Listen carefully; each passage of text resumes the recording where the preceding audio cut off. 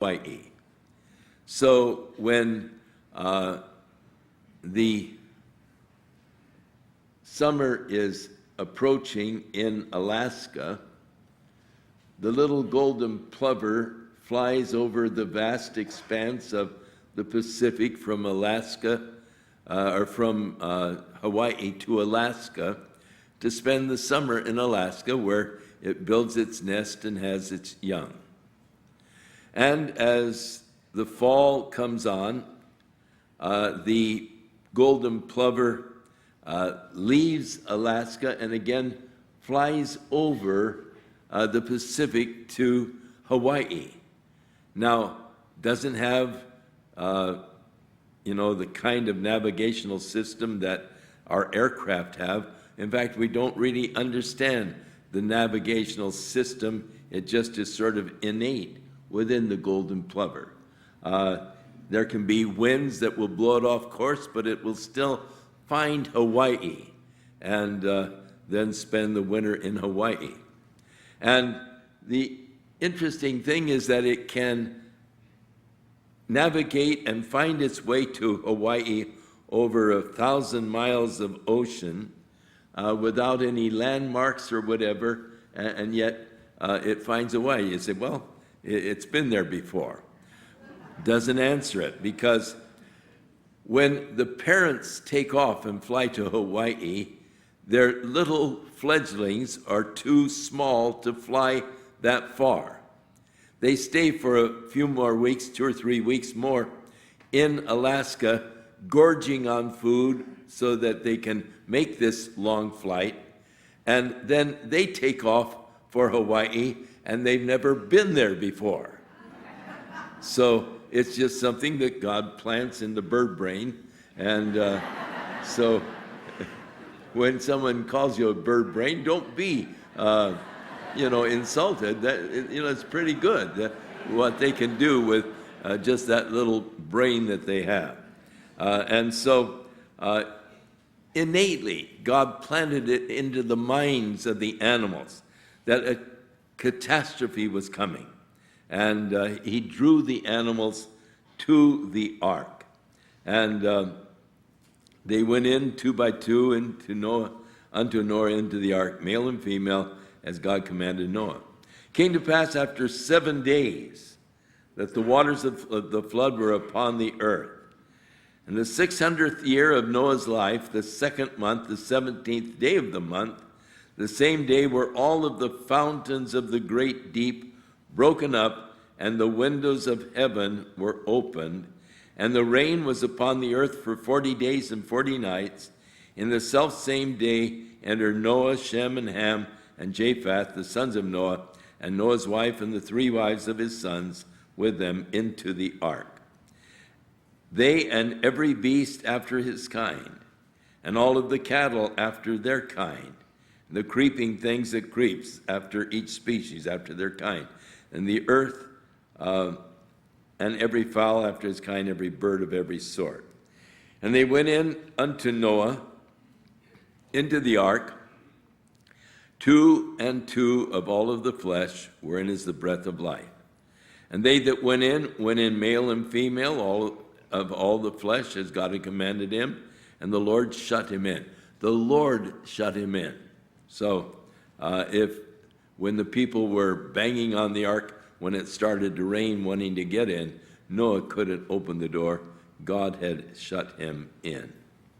And so the flood was 40 days upon the earth. Waters increased. They bore up the ark, and it was lifted up above the earth. The waters prevailed, and they were increased greatly upon the earth, and the ark went upon the face of the waters, and the waters prevailed exceedingly upon the earth. All of the high hills that were under the whole heaven were covered.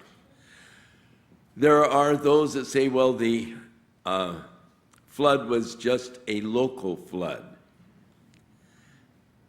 If it were just a local flood, it wouldn't be necessary to build the ark. God would say, move south, Noah, get out of the Euphrates plain, and he wouldn't have to build an ark in order to escape.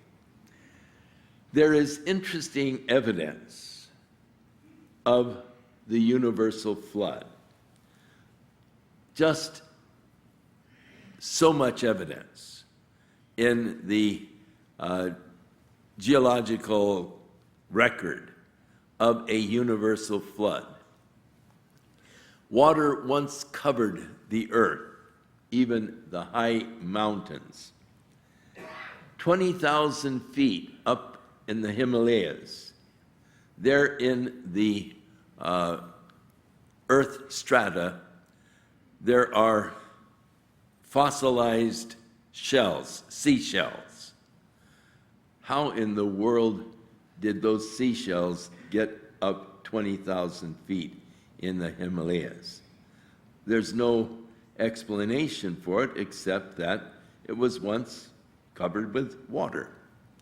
Up on the south shore of the Grand Canyon, 7,000 feet, you can see the fossilized seashells there in the strata at 7,000 feet elevation. And of course, that gives an interesting problem. How was the Grand Canyon formed? A little water over several 100,000 years, or a great amount of water over a short period of time?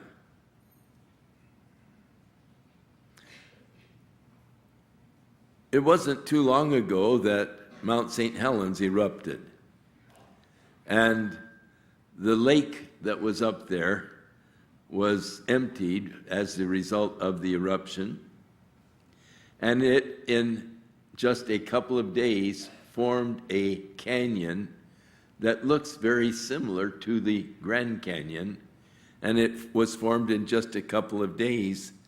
And by the time, if they had the time,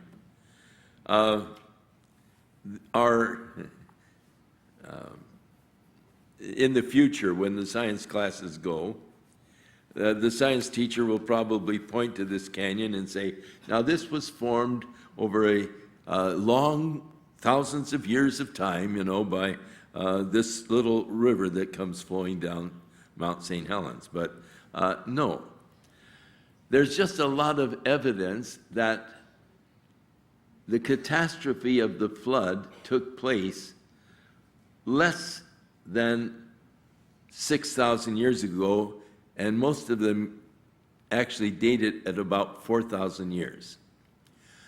One of the interesting evidences, Niagara Falls.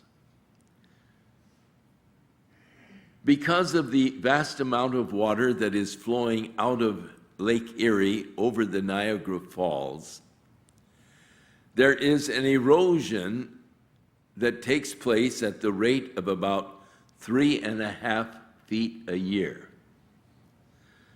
About 100 years ago, when they built this hotel right at the edge of the falls, as a result of the erosion, that hotel is now over 300 feet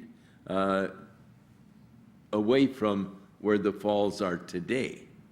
And this has been a constant kind of an erosion that has been measured now over quite a few years.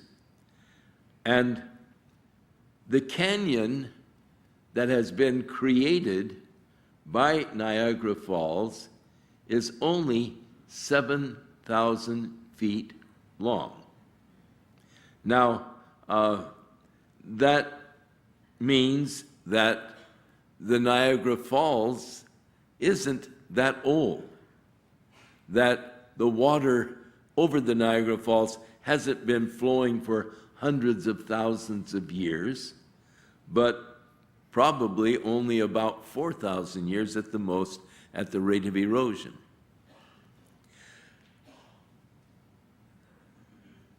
It is interesting that they have found caves in the United States, in Europe, other areas of the world, in China, where there are the skeletal remains of many